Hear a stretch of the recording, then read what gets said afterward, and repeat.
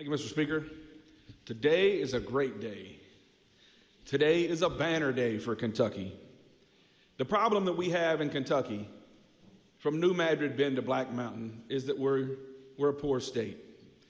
And with our poverty comes broken families and dilapidated communities. It comes potholed roads and limited imaginations. But one of the main reasons that we suffer from poverty in this Commonwealth is because for far too long, this hall and that one suffered from a poverty of thought, a poverty of understanding of how things work. We've heard a number of times, we need to take the jam from the top shelf and put it on the bottom shelf. We've been doing that for a century. That's not going to bring Kentucky forward.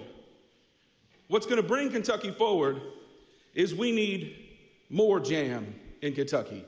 The bottom shelf, the middle shelf, and the top shelf. This bill, I was listening to my friend, the gentleman from Franklin, who I have such a great deal of respect for. This bill is about tomorrow. This bill is about tomorrow because it will hopefully provide the jolt to our state that we need. States with a 0% income tax have grown 56% faster since 2000 than states like Kentucky.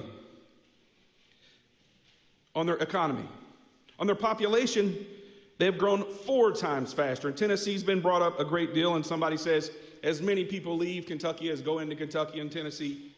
That's not so. Since 2000, Tennessee has grown 24.4%, more than twice of the growth of Kentucky. This bill is about tomorrow.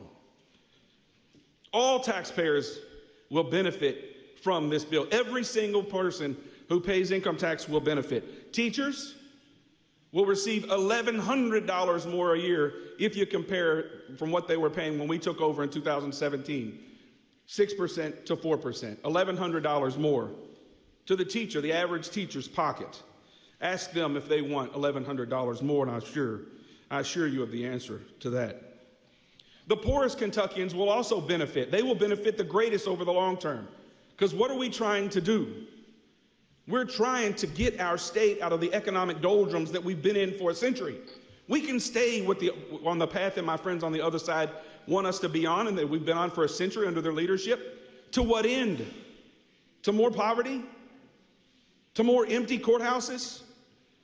To more potholes in our roads? Or we can try something else, something that's been tried by other states, something that's been tried and true. Our poorest will benefit because there will be more jobs for them to feed their families off of.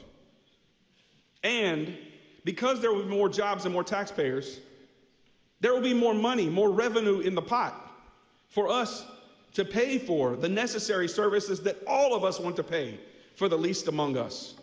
If you care about the least among us, we can continue on the same path, or we can grow our economy and help each other more. Last thing I want to say, because it's been said that we're robbing from the budget. This is irresponsible. Let me remind Kentucky what we've done since we took over in 2017. When we took over in 2017, our budgets were a game. They were gimmicks all over the place.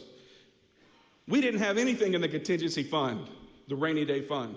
Now it's one of the healthiest in the country. And it has real impact. Because when we have tornadoes in the west and floods in the east, we found money in the past, as the gentleman from Todd has always said. We would have found money. We would have borrowed it from tomorrow. This time, because of our conservative budget approach, we paid for it with cash. So we have a strong rainy day fund because of what we've done in the last 5 years. We used to budget in June. We used to pay for June next year because we couldn't afford it. We're playing games, you see. We fixed that. Now we're on an annual by annual budget. We used to steal from professional funds. If you're an architect, if you're a nurse, you remember this. Your licensure funds, they were ripped from you. We don't do that anymore. Our budget is true. We funded pensions. It hadn't been done for 20 years. All this talk about teachers, we all love teachers. We funded their pensions, and we continue to fund their pensions. Not only what's legally required, not only the actuarial requirement, but more than that. Because we believe in coming through with our promises to all of our state workers, including our first responders and our teachers. And it has helped us in bond rating as well. Our bond rating took a hit a number of years ago because we hadn't funded pensions in 20 years. We're now back on track. We pay cash for maintenance on our state buildings. We've never done that before. We used to rob the lottery fund. We don't do that anymore, gentlemen from Todd, gentlemen from LaRue. And the road fund. We don't rob the road fund anymore. Road fund dollars, lady from Shelby, go to roads and bridges. Who'd have thunk it? So when we're talking about responsible budgeting and responsible governing, this bill is about tomorrow. And we've done the difficult thing, because if you cut taxes and continue to spend like drunken sailors, that doesn't do the trick. This General Assembly has cabin spending the way it ought to be, and we're growing our state for tomorrow, for the poor, for the middle class, and for the rich. And I urge passage. Thank you, Mr. Speaker.